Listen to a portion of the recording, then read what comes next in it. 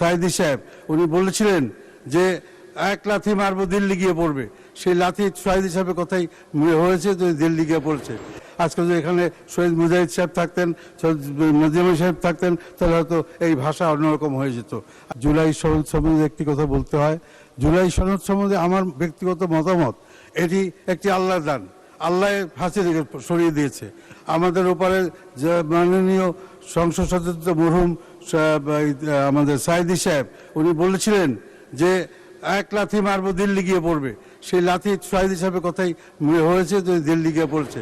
এখানে আমরা যে করেছি, অনেক কিছু করেছি, যারা আজকে শহীদ হচ্ছেন তাদের জন্য আমরা মাগফিরাত কামনা করি, সত্যি কথা। কিন্তু এই ঘটনাটা ঘটার পেছনে আল্লাহর রহমতই ছিল সবচেয়ে বেশি, কারণ লক্ষ লক্ষ মানুষ রাস্তায় নেমেছে।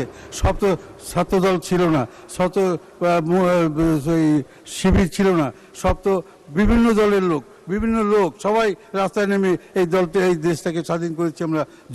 জুলাই সনদ, জুলাই নিয়ে আমি আশা করি আমরা দুই পক্ষ বসে সুন্দরভাবে সমাধানটা করব, সেখানে যেন আমাদের কোনো মতৈক্য না থাকে।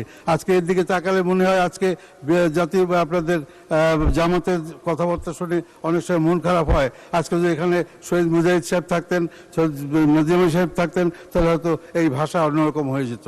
আজকে আমরা আপনাদের জন্য আমরা বিএনপি কি না করেছে, আপনাদেরকে মন্ত্রী বানিয়েছে। কালকে একজন মাননীয় সদস্য বলেছেন আমাদেরকে কেন ডেকেছিলেন। না না না, আপনারা এই পর্যন্ত আসার জন্য বিভিন্নভাবে বিভিন্ন দলের সাথে সময় অসময় আপনারা সমঝোতা করেছেন, আমাদের সাথেও করেছেন, এবং আমরাই প্রথম আপনাদেরকে মন্ত্রী বানিয়েছি এবং সংসদে আনার সুযোগ করে দিয়েছিলাম। এবং আমরা গত 17 বছর আমি ব্যক্তিগতভাবে আপনাদের দলকে শেল্টার দিয়েছি, পুরনো সম্পর্ক মাথায় রেখে আপনাদের সবসময় আমরা আপন মনে করেছি। কিন্তু